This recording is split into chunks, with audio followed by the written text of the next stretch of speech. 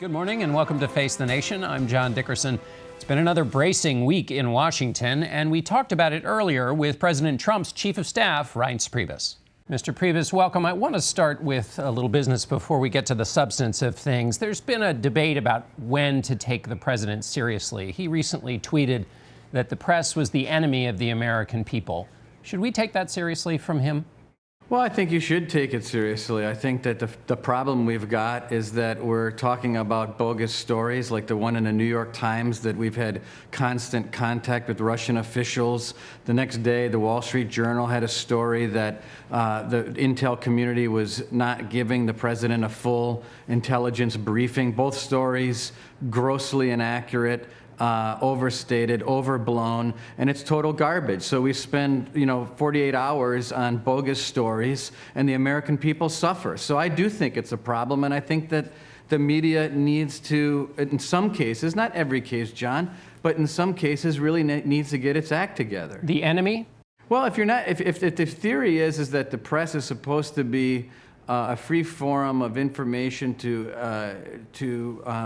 speak to the American people, I think it ought to be accurate. And I think that we've gotten to a place, John, where the media is willing to run with unnamed sources, apparently false leaked documents, to create stories. I mean, we deal with one after the next. I think that the media should stop with this unnamed source stuff, put names on a piece of paper, and print it. If people aren't willing to put their name next to a quote, then the quote shouldn't be listed, period. What you're describing is something that in all the presidencies I've covered is a very familiar complaint from White Houses going back a very long time.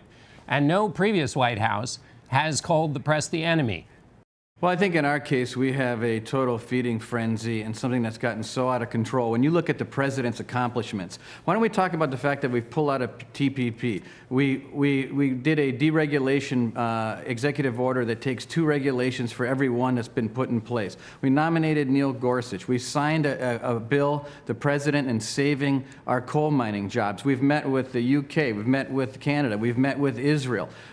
We have done so many things that are noteworthy and an accomplishment one day after the next. The storyline should not be about bogus Russian spy stories. They should be that this president has accomplished more in the first 30 days of this presidency than people can possibly remember in a very long time. It's a story of accomplishment, and that's not what we're talking about. Well, we're talking about the declaring that the press is the enemy. And I just wanted to ask you this. In the past, when the president when he was a candidate and he targeted people, say protesters at a rally, some people found that an opportunity to take license and target those people. As a spokesman for the White House here with us today, what would you say to anybody who might take license with the idea when the president says the press is the enemy and act on that declaration by the president?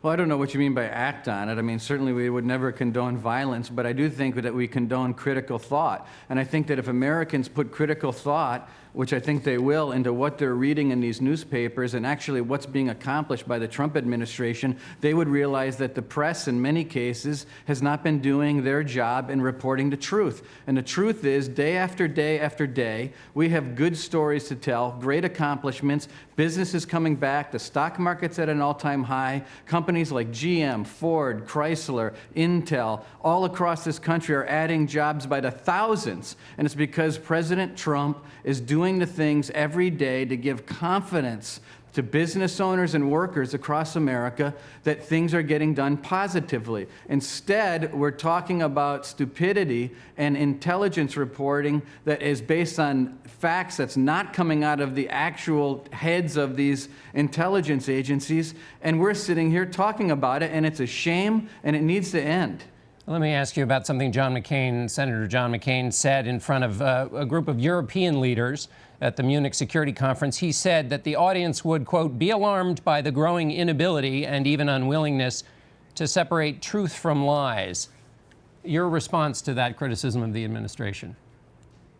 Well, I think it's a good criticism of the media. It's very difficult to separate the truth from the lies. Mr. Priebus, he wasn't talking about the media.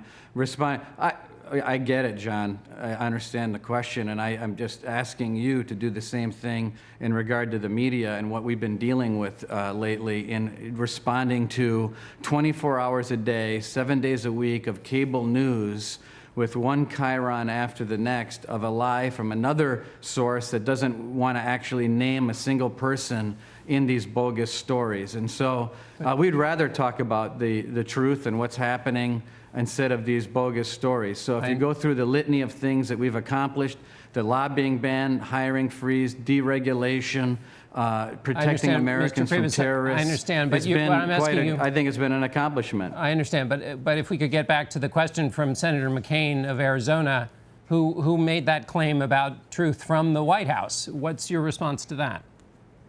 My response is that I don't even know what he's referring to. I mean, I understand. I didn't see his statement, but he would be wrong in regard to that statement and the White House and President Trump. The fact of the matter is, the level of accomplishment that he's put forward so far in the first 30 days has been remarkable. Let me ask you. And I've already gone through the litany many times with you. Let me ask you about that litany. In conversations I've had with members in the administration and also Republicans on the Hill, they have said that while they're on your team, they're on your side, they recognize all those accomplishments you talk about, that when the president says the White House is a fine-tuned machine, and when Stephen Miller in the White House says it's an understatement that you're in control, what they worry about is that not everything is in control. And there's such an effort to show how things are in control that there may be a blind spot at the White House of the things that, naturally, with any administration, need to be fixed. For those people who are worried about that blind spot, about the things that do need to be fixed, what's your words to them? Well, first of all, there you go again. You're talking about some people, those people, them, they. Who are these people, John? You've not heard any. You've not heard any. I mean, the fact of the matter is, no, but you're asking me a question about. You have lots of conversations with people on the Hill. This is what you guys do. Well, let me ask you then. Let's put it this way, Mr. Priebus. In conversations you've had with most people on the Hill, on conversations you have with, say, Speaker Paul Ryan and lots of other leaders on the Hill, when they talk to you, do they express no concern that things at the White House are maybe a little ragged on certain issues? Is it constant praise that you get from your allies on the Hill? Look, I think what we hear from people on the Hill is the same thing I'm telling you, is that the media is obsessed with a lot of false, hollow stories without sourcing that we have to track down and deal with. You have, you have constant.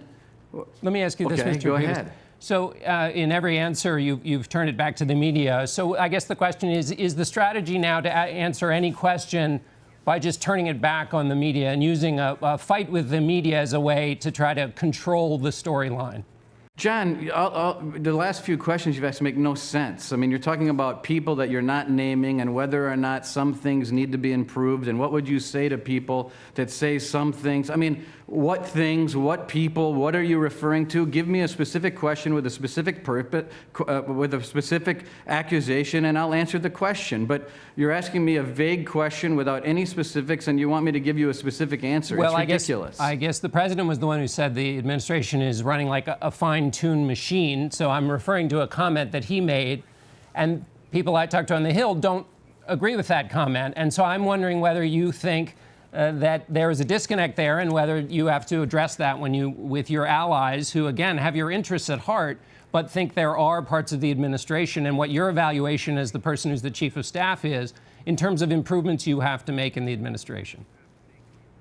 Well, look, I mean, I think for one thing, it is a finely tuned machine, but I also think that it's a machine that is the longest administration without a full cabinet. And as those cabinet positions are being filled, the positions underneath those cabinet secretaries are being filled.